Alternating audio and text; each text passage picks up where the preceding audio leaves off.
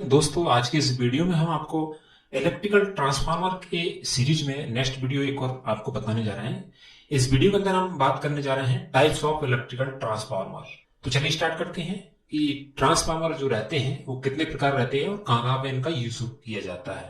दोस्तों, सबसे पहले हम जान लेते हैं एक ओवरव्यू कि टाइप्स जो ट्रांसफार्मर रहते हैं।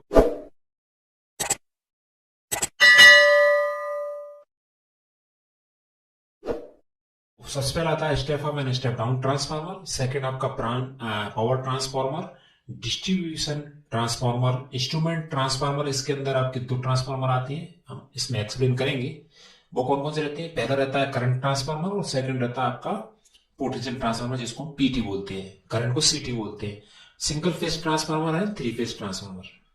तो चलिए इनको सभी को बारी बारी से एक एक एक्सप्लेन कर लेते हैं कि क्या है, कैसा देखते हैं और क्या इनका यूज होता है। सबसे पहले बात कर लेते हैं step up and step down transformer की। तो दोस्तों यहाँ पे देख सकते हैं आप, this type of transformer is categorised on the basis of number of turns in the primary and secondary windings and the induced EMF. ठीक है, स्टेप अप की बात करें तो step up transformer is a transformer a low voltage high current AC into high voltage low current AC system. समझ में आया। Step up transformer जो रहता है उसमें क्या रहता है, लो वोल्टेज से ये क्या कर देता है, हाई वोल्टेज करता है, हाई करंट कर देता है, और आपका लो करंट जो रहती है सिस्टम वहां पे इसको यूज करते हैं। ठीक है, लो करंट लो वोल्टेज रहता है और इसको बढ़ाना होता है, वहां पे हम स्टेप अप ट्रांसफार्मर का यूज करते हैं। स्टेप अप ट्रांसफार्मर में जो नंबर ऑफ टर्न्स रहते हैं प्राइमरी सेकेंडरी के, तो सेकेंडरी में नंबर ऑफ टर्न्स रहते हैं जो कॉपर बाइंडिंग रहती है उसके ज्यादा होते हैं और प्राइमरी में कम होते हैं। ठीक है, तो इसका जो इस कारण से इसमें क्या होता है कि प्राइमरी बाइंडिंग में जो इनपुट पावर तो सेम रहता है, लेकिन जो हम वोल्टेज देते हैं उसके कई गुना ये उसको अप कर देता है, बढ़ा देता है, लेकिन करंट रहता है वो डाउन हो जाता है, क्योंकि पावर कांस्टेंट रहती है। इससे पहले वाली वीडियो हमने बताया था, जैसे यहाँ पे इनपुट आपका 1000 वोल्ट है, वाट है, तो पावर 1000 वाट ही मिलेगा, लेकिन इसका वोल्टेज बढ़ जाता है। वोल्टेज बढ़ता है तो करंट डाउन होगा, चूंकि फॉर्मूला होता है पावर का formula P equal to V I cos theta होता है। वैसे तो कॉस थीटा पावर फैक्टर रहता है, लेकिन फिलहाल जनरली बात करें तो P इक्वल टू वी आई। ठीक है, जब पावर कांस्टेंट रखना है तो और वोल्टेज बढ़ेगा तो करंट ऑटोमेटिकली डिक्रीज हो जाएगा। ठीक है, तो इस कारण से ये स्टेप अप करता है, लेकिन हमारा पावर जो सेम रहता है। बात करें स्टेप डाउन ट्रांसफार्मर की, तो step down transformer convert A high primary voltage associated with the low current into A low voltage high current. ठीक है, तो ये कहने का मतलब कि जो हाई वोल्टेज रहता है उसको लो वोल्टेज में कर देता है, लेकिन ये क्या करता है, करंट को बढ़ा देता है। यहाँ पे देख सकते हैं, इसमें दिखाया गया है, इसमें प्राइमरी नंबर ऑफ टर्न्स 50 है, लेकिन सेकेंडरी में 10 टर्न्स होगा। कहने का मतलब कि स्टेप डाउन ट्रांसफार्मर है। इसमें इनपुट वोल्टेज 1000 वोल्ट है, 2 एम्पियर इसमें करंट है, तो डाउन किया तो इसमें 200 वोल्ट पे आ गया, लेकिन इसकी करंट क्या है, बढ़ गई है। ठीक है, चूंकि पावर कांस्टेंट रहती है। ठीक है, तो स्टेप अप और step down, generally step up और स्टेप डाउन ट्रांसफार्मर रहते हैं, इनका ट्रांसमिशन लाइन में जनरली यूज करते हैं, और डोमेस्टिक में स्टेप डाउन का यूज करते हैं। जहां पावर लॉन्ग डिस्टेंस में हमको ट्रांसफर करना होता है वहां पे स्टेप अप ट्रांसफार्मर का यूज करते हैं। जनरेशन रहता है, जो जनरेटिंग प्लांट रहते हैं वहां पे जो पावर जनरेट होने के बाद लॉन्ग डिस्टेंस में उसको भेजना है, तो वहां पे हम स्टेप अप ट्रांसफार्मर का यूज करते हैं। और जब डोमेस्टिक में यूज करना हो 220 वोल्ट या आपका जो रहता है 440 वोल्ट, तो वहां पे हम स्टेप डाउन ट्रांसफार्मर यूज करते हैं। नेक्स्ट बात करते हैं पावर ट्रांसफार्मर। तो पावर ट्रांसफार्मर आप सभी जानते हैं, इस टाइप का आपने देखा हो, इलेक्ट्रिसिटी आपके पास यदि एक्सचेंज है या कहीं पावर प्लांट है, आपने जब प्लांट में कभी काम किया है, या जनरली आपका एक्सचेंज रहता है जहाँ पे बिजली विभाग रहता है, वहां पे आपने देखा उस टाइप ट्रांसफार्मर रहता है, तो इसको हम बोलते हैं पावर ट्रांसफार्मर। तो the power transformer are used in the transmission network of higher voltage. ठीक है, हाई वोल्टेज इसका यूज किया था। The rating of the power transformer are as follows, ये रहता है, इसकी रेटिंग रहती है 400 केवी, 200 केवी, 110 केवी, 66 केवी, 33 केवी। ये डिपेंड करता है किस टाइप की आपकी ट्रांसमिशन लाइन है, कितना दूर आपको पावर का ट्रांसमिशन करना है, वहां पे इसका पावर ट्रांसफार्मर रहता है, इसका यूज किया जाता है। ठीक है, कहने का मतलब पावर का लॉन्ग डिस्टेंस में ट्रांसमिशन के लिए पावर ट्रांसफार्मर का यूज किया जाता है। इस टाइप का ट्रांसफार्मर यह रहता है। ठीक है, नेक्स्ट बात करते हैं डिस्ट्रीब्यूशन जो ट्रांसफार्मर रहता है। तो this type of transformer has lower rating like 11 KVA, 6.6 KVA, 3.3 KVA, 440 volt की, और इसके बाद 230 वोल्ट। तो इस टाइप का ट्रांसफार्मर आपने देखा हो, जनरली आपके जो घरों में लाइट आती है, आपकी पावर आती है, पावर आने से पहले एक आपको आसपास एक दिख जाता है जिसपे 20-25 कनेक्शन रहते हैं। उस टाइप का ट्रांसफार्मर आपको देखा हो, कहीं भी आपको दिख जाता है लटका हुआ, इस टाइप का ट्रांसफार्मर रहता है जिसको हम डिस्ट्रीब्यूशन ट्रांसफार्मर बोलते हैं। ये एक प्रकार का स्टेप डाउन ट्रांसफार्मर होता है। ये सिंगल फेज, थ्री फेज दोनों हो सकते हैं, लेकिन इसका जो लॉन्ग डिस्टेंस में पावर ट्रांसमिट होके आता है उसको डाउन करने के लिए हम इस प्रकार के स्टेप डाउन ट्रांसफार्मर का यूज करते हैं, जिसको हम डिस्ट्रीब्यूशन ट्रांसफार्मर बोलते हैं। इस टाइप का आपको देखने को मिल जाएगा आपके घरों के आसपास कहीं भी, ठीक है, एक्सचेंज के बाहर भी आपको दिख जाएगा। तो इसको बोलते हैं हम डिस्ट्रीब्यूशन ट्रांसफार्मर। ट्रांसफार्मर वो रहता है, इसकी बाइंडिंग्स का अंतर रहता है, रेटिंग का अंतर रहता है, कितनी कैपेसिटी का है, कितना आपको डाउन करना है वोल्टेज घरों के लिए। जो घरों में जनरली पावर यूज करते हैं घरों में, वहां पे यही ट्रांसफार्मर हमारा पहले इसमें आती है पावर, इसके बाद ही हमको घर में पावर मिलती है 220 वोल्ट और 440 वोल्ट जिसको बोले हम। और इसके बाद इंस्ट्रूमेंट ट्रांसफार्मर। इस ट्रांसफार्मर ये एक अलग प्रकार का ट्रांसफार्मर होता है, इसको थोड़ा देख लेते हैं। They are generally known as isolation transformer, ठीक है। Instrument transformer is an electrical device used to transfer current as well as voltage level. The most common use of instrument transformer is to safely isolate the secondary winding when the primary has high voltage and high current supplied, so that the measuring instruments like energy meter or relay which are connected to the secondary side of the transformer will not get damaged. ठीक है। तो कहने का मतलब जो instrument transformer रहते हैं, पहली बात तो ये दो प्रकार के होते हैं, जिसको हम सीटीपीटी बोलते हैं, करंट ट्रांसफार्मर, पोटेंशियल ट्रांसफार्मर। और ये जो है हाई वोल्टेज साइड रहती है, प्राइमरी साइड लगाए जाते हैं, ताकि जो हमारे मेजरिंग इंस्ट्रूमेंट रहे वो अफेक्टेड ना हो, डैमेज ना हो।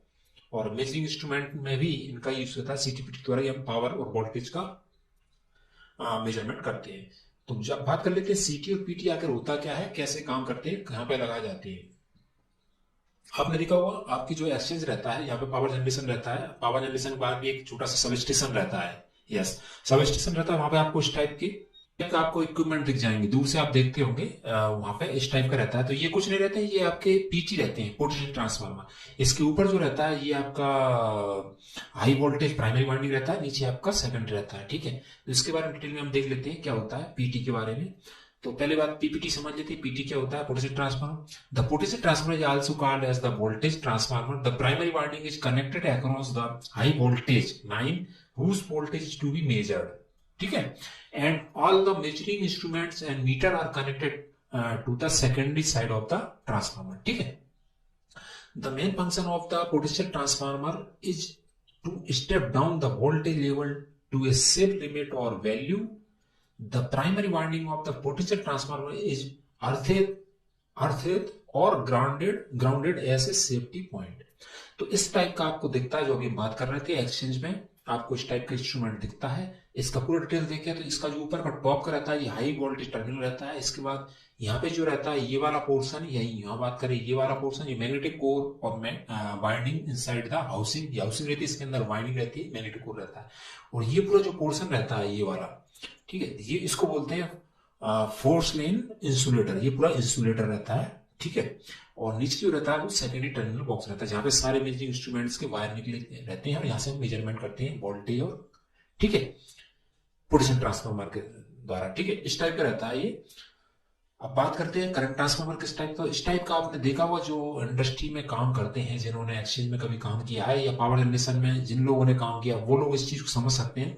और अदर लोगों को ये चीज देखने को नहीं मिलेगी बाहर कहीं भी। इसको बोलते हैं सीटी, यानी कि करंट ट्रांसफार्मर। ये क्या काम करता है, एम्पियर मेजरमेंट करने में, करंट मेजरमेंट करने में इसका यूज किया जाता है। हाई कितना ही वोल्टेज है उसकी रेटिंग के अकॉर्डिंग इससे हम मेजर करते हैं। तो क्या होता है सीटी बात कर लेते हैं। Current transformer is used for measuring and also for the protections, ठीक है।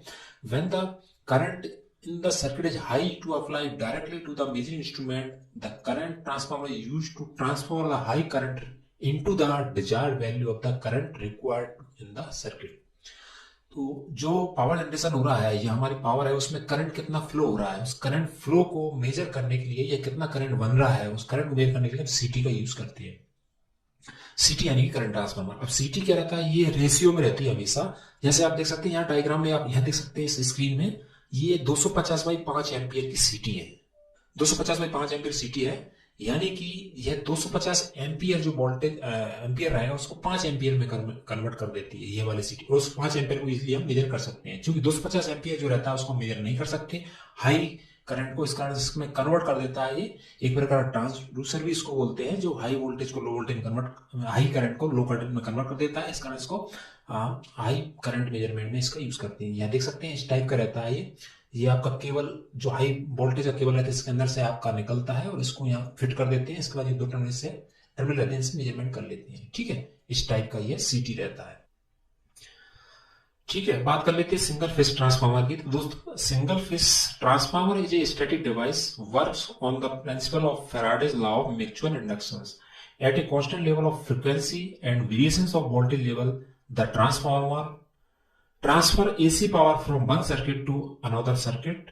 There are two types of windings in the transformer. Okay, the winding to which AC supply is given is termed as primary winding, and the secondary winding the load is connected.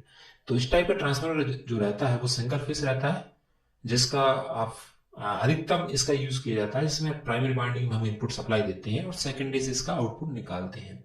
ठीक है, इसके पहले transformer बारे में हम already आपसे अच्छे से बात कर चुके हैं, यहाँ पे ज्यादा बताना उचित नहीं है क्योंकि वीडियो भी लंबी हो जाएगी। इसका ये इस टाइप का आप देख सकते हैं, ये सिंगल फेस ट्रांसफार्मर रहता है। इसमें simple primary and secondary winding रहती है। अब यह पावर ट्रांसफर हो सकता है, छोटा वाला स्टेप डाउन ट्रांसफर हो सकता है, स्टेप अप भी हो सकता है, किसी प्रकार से होता है, लेकिन only one face in one face out होता है।